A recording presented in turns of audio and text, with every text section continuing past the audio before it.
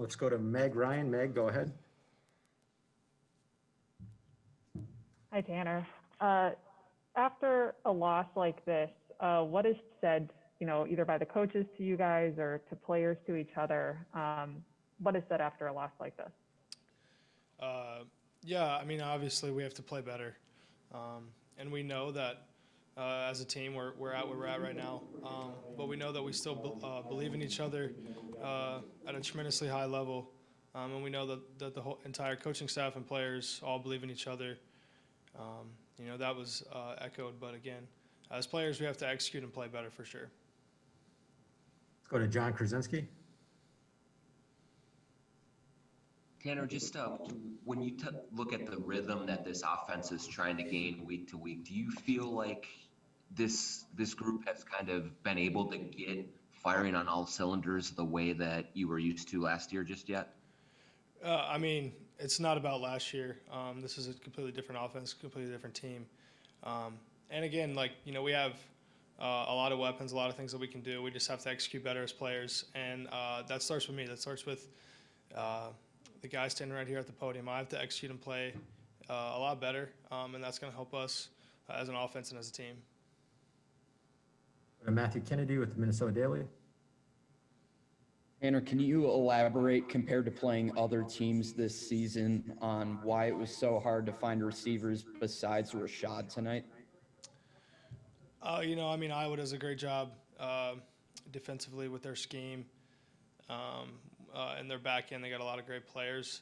They don't really let a lot up, and we were able to get the ball in Rashad's hands. And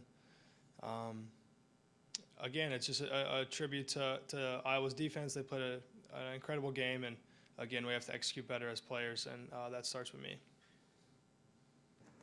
Let's go to Andy Grieder. Tanner, having a 1-3 start and losing a rivalry game, how do you go from here? Where do you go? How do you try to lead? Keep our oars in the water and we keep rowing. It's what we do. We row the boat. It's what we're going to do. We went 0-1 in the Iowa season.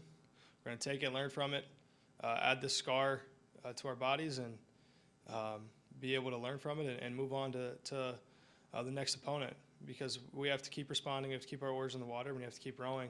That's what this program, this culture is about, and that's what we're going to do. Let's go to Jeff Wall at Fox 9. Hey, Tanner, you had that long sequence in the third quarter. I think it was a 17-play drive. You don't come away with any points, and then Iowa goes and scores in a few plays. Just how deflating was that sequence overall?